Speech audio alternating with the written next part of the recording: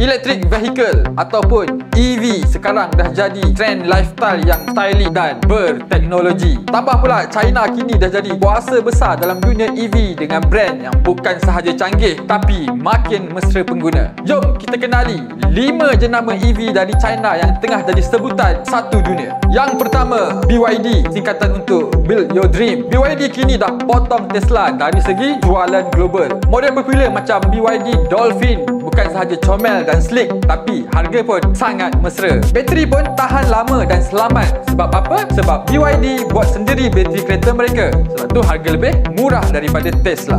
Yang kedua, NIO, kenali sebagai jenama EV premium dari China. NIO tampil dengan sistem bateri swap. Jadi tak perlu tunggu berjam-jam untuk cas kereta anda. Boleh tukar terus bateri dalam masa beberapa minit je. Sesuai sangat untuk gaya hidup yang aktif dan on the go. Yang seterusnya adalah XPeng. Kalau korang sukakan teknologi smart dalam kehidupan harian, XPeng adalah pilihan. Kereta mereka datang dengan sistem autonomous driving, AI voice command dan juga skrin besar. Macam pakai telefon flagship tapi versi kereta.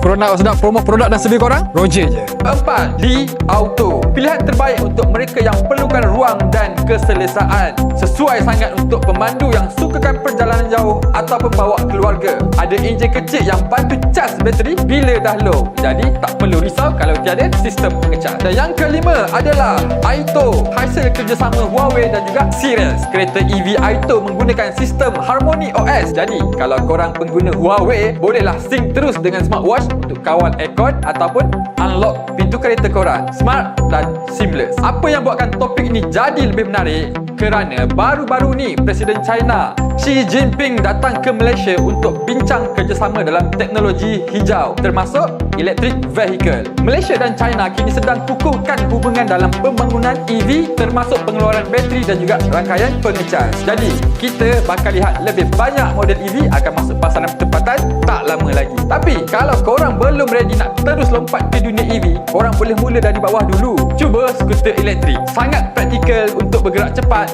senyap dan senang parking. Nak ke kedai, nak pergi kerja ataupun nak ronda-ronda di taman, memang on. Tekan je beg kuning tu sekarang sebab makin ramai tengah servis skuter elektrik ni. Zaman EV dah sampai dan mungkin ini permulaan kepada lifestyle baru yang lebih smart, jimat, bergaya dan mesra alam.